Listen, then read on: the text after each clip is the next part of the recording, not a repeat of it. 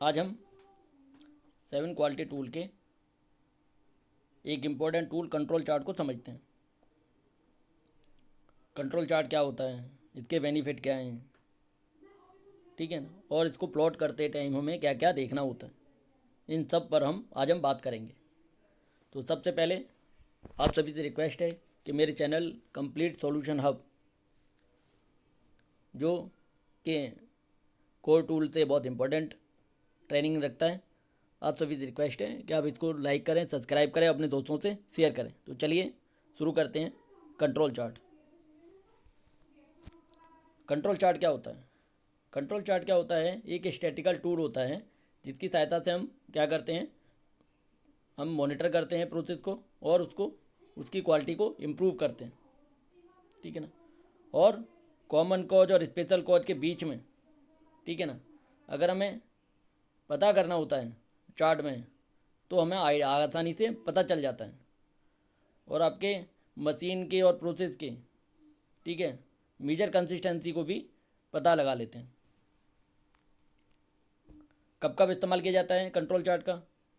जब आप प्रोसेस के आउटपुट को विजुअल डिस्प्ले करना चाहते हैं, ठीक है ना, तो आप क्या करेंगे, कंट्रोल चार्ट का इस्तेमाल करेंगे।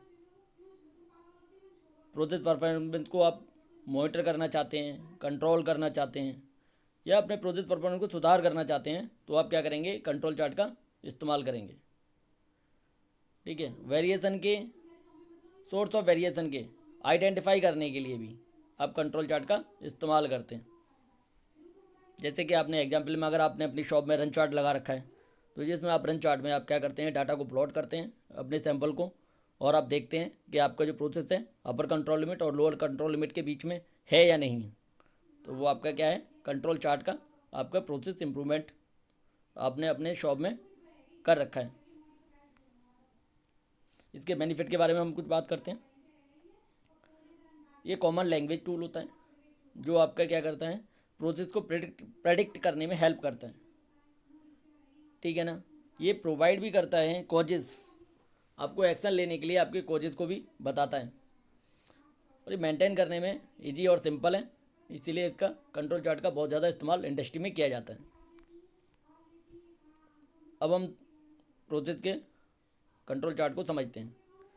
प्रोसेस के कंट्रोल चार्ट को हम समझने के लिए देखते हैं कि एक अपर कंट्रोल लिमिट और एक लोअर कंट्रोल लिमिट, और आपके प्रोसेस की एवरेज लाइन जिसे हम एक्स बार से डाउनलोड कर रहे हैं। ये क्वालिटी टूल कंट्रोल चार्ट जो है, इस फिगर से आपको आसानी से समझाया जा सकता है।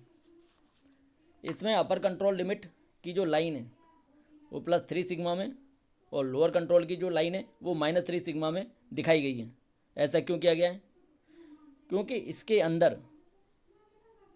अंदर 99.73 डाटा प्लॉट हो रहा है।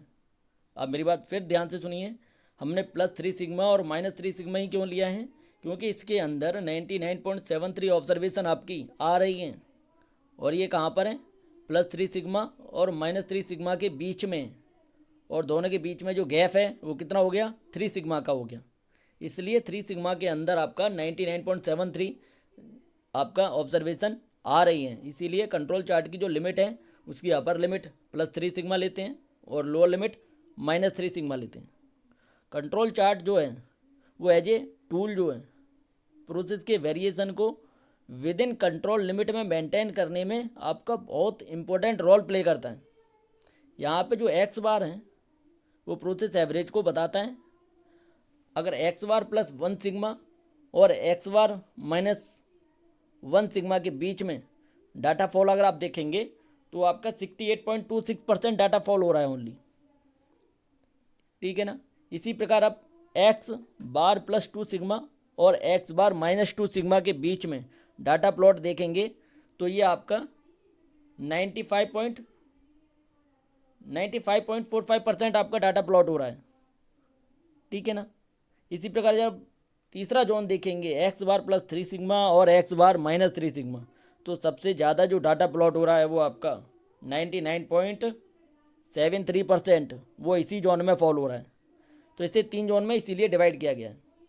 एक्स बार +1 सिग्मा और एक्स बार -1 सिग्मा को आपने नो एक्शन जोन दिखाया है। इसी प्रकार एक्स बार प्लस 2 सिग्मा और एक्स बार माइनस 2 सिग्मा को हमने यहाँ पे वार्निंग जोन दिखाया है, और एक्स बार प्लस 3 सिग्मा और एक्स बार माइनस 3 सिग्मा इसको हमने क्या दिखाया है, एक्शन जोन दिखाया है। तो आपको एक्स बार प्लस 1 सिग्मा और एक्स बार माइनस 1 सिग्मा के बीच में, ठीक है, अगर आपका डाटा फॉल हो रहा है तो आपको एक्शन लेने की ज़रूरत नहीं है।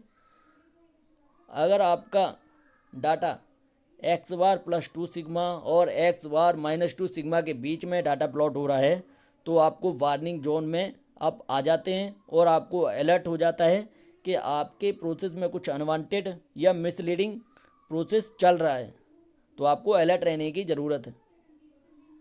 तीसरा जो जोन है आपका एक्स बार प्लस 3 सिग्मा और माइनस एक्स बार माइनस 3 सिग्मा, अगर डाटा इस जोन में प्लॉट हो रहा है तो आपको तुरंत एक्शन लेने की ज़रूरत है। इस तरह से आप कंट्रोल चार्ट को आसानी से समझ सकते हैं। अगर आपको ये वीडियो पसंद आया हो तो कृपया लाइक करें, शेयर करें और अपने दोस्तों को और कलीग को फॉरवर्ड करें। धन्यवाद।